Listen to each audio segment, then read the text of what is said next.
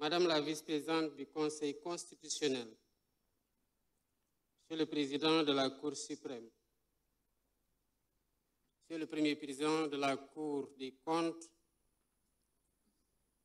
Monsieur le Premier président de la Cour d'appel de Dakar, Monsieur le Président de la Commission électorale nationale autonome, Monsieur le Président du Conseil national de régulation de l'audiovisuel,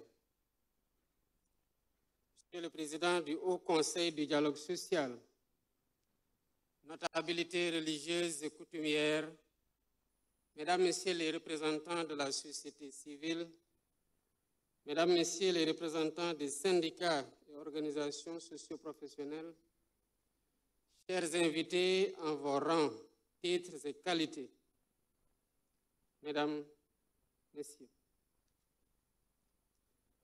nous voici rassemblés dans le cadre du dialogue pour la deuxième fois depuis mon accession à la magistrature suprême.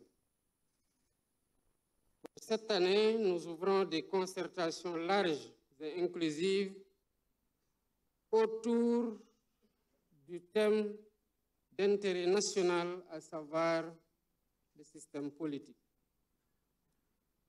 En assistant à cette belle rencontre qui nous réunit, et qui réunit toutes les forces vives de la nation, nous répondons à l'injonction du respect de la date codifiée dans le calendrier républicain.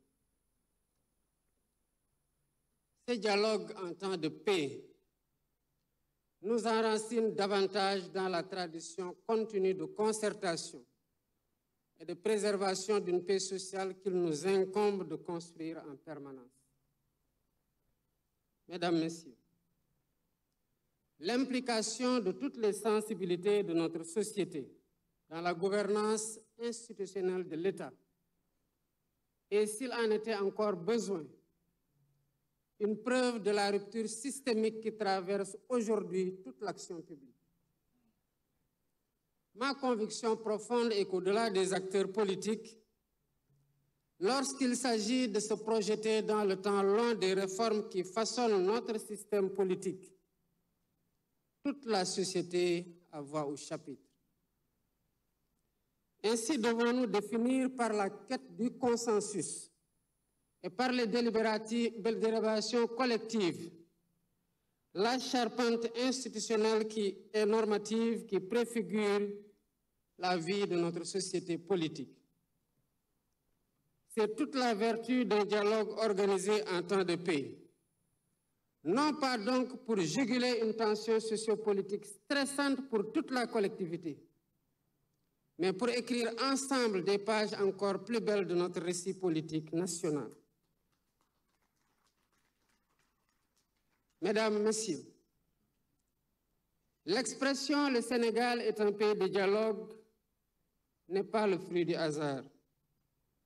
Nous la devons à un héritage consolidant de Pencho et de Disso, à une conscience politique mûrie par l'histoire, à une culture de la pondérance héritée de nos devanciers. Notre responsabilité, c'est de préserver cet héritage et de le transmettre intact.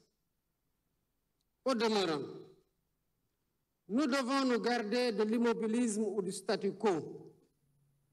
Nous devons interroger régulièrement les dynamiques sociétales dans notre cher pays. En effet, les tensions qui ont traversé le Sénégal sont encore trop vivaces pour être oubliées. Des vies ont été fauchées. Des familles pleurent encore leurs morts. Des blessures morales attendent d'être pensées. En ma qualité de président de la République, je m'incline avec respect devant la mémoire de toutes les victimes qui, de l'indépendance à nos jours, jalonnent le douloureux chemin de notre marche vers une démocratie achevée. J'exprime à leurs familles, à leurs amis et à leurs compagnons de lutte la solidarité de la nation. Mon rôle en tant que garant de l'unité nationale est de tendre la main à toutes et à tous pour rassurer, pour rassembler, pour apaiser et réconcilier, afin de concerter la paix, conforter la paix et la stabilité indispensables au développement économique de notre pays.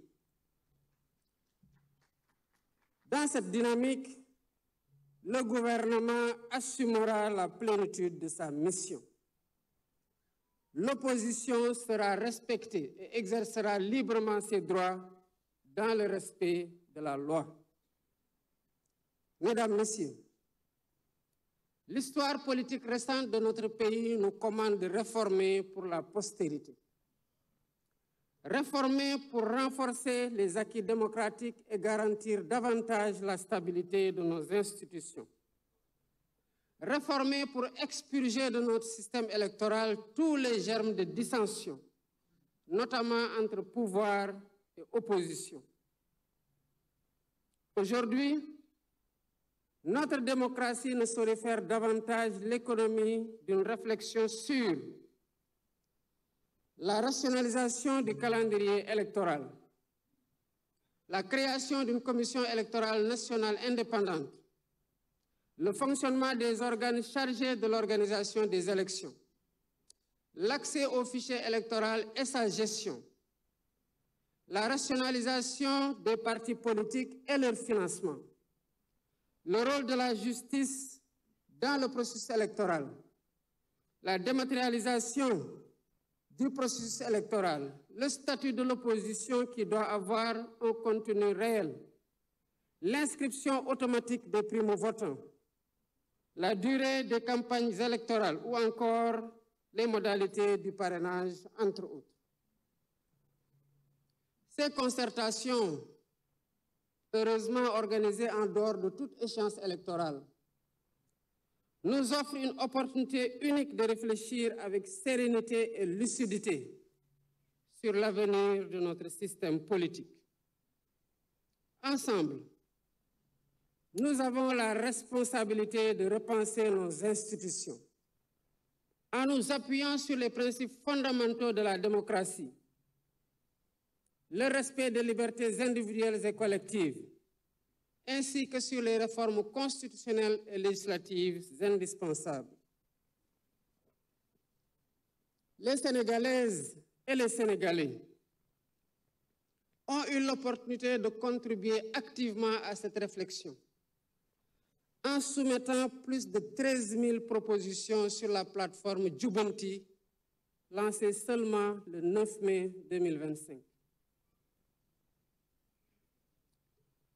Cela veut dire qu'au-delà de la forte attente de nos compatriotes quant aux résultats de ces assises, cet engouement traduit un encouragement pour tous les participants et un appel pressant au sens des responsabilités afin d'arriver à des consensus forts et productifs. Le peuple sénégalais vous observe. Mesdames, Messieurs, je voudrais à cet instant solennel adresser mes vives félicitations au facilitateur général du dialogue national, le docteur Cheikh Gueye, pour avoir accepté de conduire les travaux. Monsieur le facilitateur général, votre intégrité reconnue et votre attachement indéfectible aux valeurs républicaines seront, j'en suis convaincu, des gages de réussite de ce processus.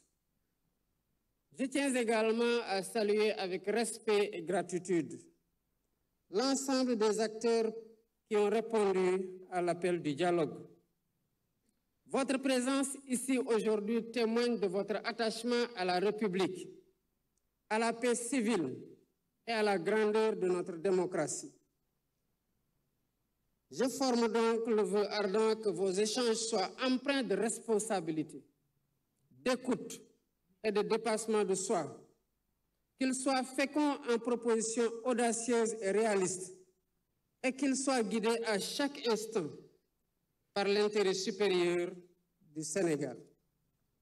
Sur ce, Fort de notre engagement commun et de mon attachement indéfectible aux valeurs démocratiques et à la cohésion nationale, je déclare ouverts les travaux du dialogue national sur le système politique. Que Dieu bénisse le Sénégal. Je vous remercie de votre aimable attention.